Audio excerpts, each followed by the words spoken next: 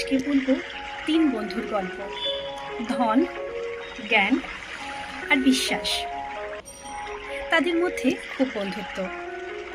একদিন একটা এমন পরিস্থিতি তৈরি হয়েছে যে তাদেরকে একে অপরের থেকে দূরে চলে যেতে হবে।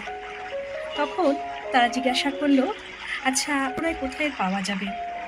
তখন ধন বলল, আমাকে ধনী বিত্তবান মানুষের কাছে পাবে। জ্ঞান বলল, আমাকে পুস্তকে, বিদ্যালয়ে, লাইব্রেরিতে পাবে। কিন্তু বিশ্বাস চুপ করে আছে। তখন বাকি দুই বন্ধু তাকে জিজ্ঞাসা করলো, ভাই তোমাকে কোথায় পাওয়া যাবে? বিশ্বাস তখন কাঁদতে কাঁদতে বলল, কোথাও না, আমি একবার হারিয়ে গেলে আর ফিরে আসি না।